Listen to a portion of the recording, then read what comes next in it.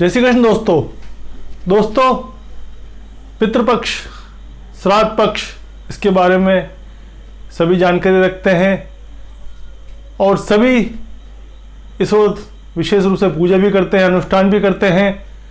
तो आज हम इसी विषय पर चर्चा करेंगे कि आखिर पितृपक्ष, श्राद्ध पक्ष है क्या है और इसमें पूजा, अनुष्ठान, तर्पण, ये सब ब्राह्मण भोजन, कौवों को भोजन कराया जाता है, गाय और कुत्तों को भोजन कराया जाता है।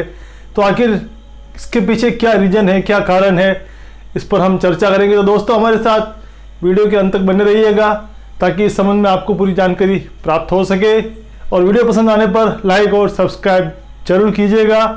तो दोस्तों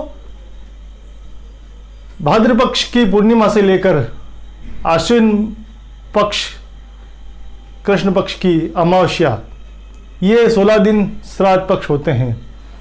तो आखिर इसी दिनों में हम श्राद्ध पक्ष मनाते हैं।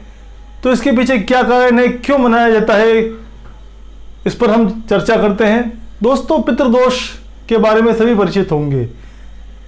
जो व्यक्ति अपने पितरों को भोजन या तर्पण पुण्यतिथि पर श्राद्ध पक्ष में नहीं करते हैं, उनके पितरों को संतुष्टि प्राप्त नहीं होती है, भोजन प्राप्त नहीं होता है और वे असंतुष्ट होकर श्राप देते हैं और उसका दोष लगता है। अब हम चर्चा करते चलें कि ये दोष दो प्रकार का होता है। एक तो होता है कुल का पितृदोष, जिसमें परिवार के सभी जनों की कुंडली में पितृदोष विद्यमान रहता है। और एक होता है व्यक्तिगत पितृदोष। ये होता है अपने पूर्व जन्म के आधार पर। हमने अपने पूर्व जन्म में अपने माता पिता की सेवा नहीं की, या फिर हमारे पूर्व जन्म में हमारी कुंडली में अगर सूर्य दूषित भाव में बैठा हुआ है और पिता के साथ, माता के साथ हमारा वैचारिक मतभेद रहा, हमने उनकी सेवा नहीं की, हमें उनसे दूर रहे, या फिर तनाव के कारण किसी परिस्थितिवश हम उनकी सेवा नहीं कर पाए और उनकी श्राप या हाय हमने ली। तो दोस्तों ऐसे जो लोग होते हैं जो पिछले जन्म में अपने माता पिता को असंतुष्ट या पीड़ित कर देते हैं, तो उनका जो श्राप इस जन्म में उनके साथ, क्योंकि हर व्यक्ति का प्रारब्ध अपने साथ जुड़ा हुआ रहता है और वो अपने प्रारब्ध को साथ लेकर आता है। तो वही प्रारब्ध जो माता पिता का श्राप के रूप में उसके साथ आता है, वो इस जीवन में उसे प्रताड़ित करता है, दुखी करता है। दुखी का मतलब यही हुआ कि उसका विकास नहीं हो पाता है, उसे संतान सुख नहीं मिल पाता है, उसकी शादी में विलंब होती है, कई प्रकार से आर्थिक नुकसान उसको बार बार जीवन में झेलना पड़ता है, उसकी उन्नति नहीं हो पाती है। तो ये उसका पूर्व जन्म का प्रारब्ध उसके साथ दरिद्रता के रूप में निवास करता है। दूसरी हम बात करें तो इस जन्म का पूर्व पितृदोष, इस जन्म का पितृदोष ऐसा होता है कि अगर हमारे पूर्वजों में कोई व्यक्ति ऐसा असमय उसकी दुर्घटनावश या किसी कारणवश मृत्यु हो जाती है और वो अपने इस जीवन से असंतुष्ट रूप से चला जाता है, वो जीवन जीना चाहता है लेकिन दुर्घटनावश उसकी मृत्यु हो गई और वो जब 12 दिन तक पितृलोक में रहता है, प्रेतलोक में रहता है, उस वक्त अगर कोई तांत्रिक उसकी आत्मा को बांध लेता है, किलित कर लेता है, तो वो असंतुष्ट रूप से उस तांत्रिक की गुलाम बन के रह जाती है।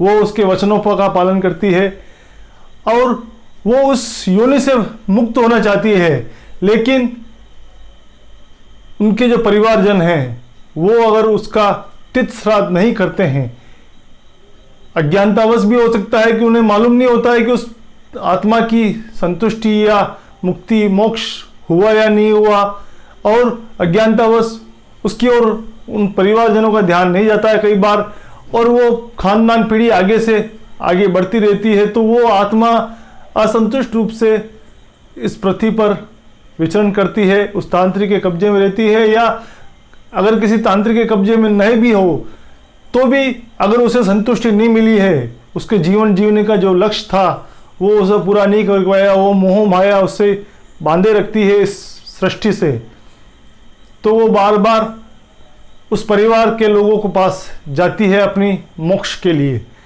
और जब उसे मोक्ष नहीं मिलता है, परिवार के लोग उसकी ओर ध्यान नहीं देते हैं, उसको भोजन नहीं करवाते हैं श्राद्ध पक्ष में या उसकी पुण्यतिथि के आसपास। पुण्यतिथि तो परिवार के लोगों को मालूम होती नहीं है कि वो कौन है और कब उसकी मृत्यु हुई है।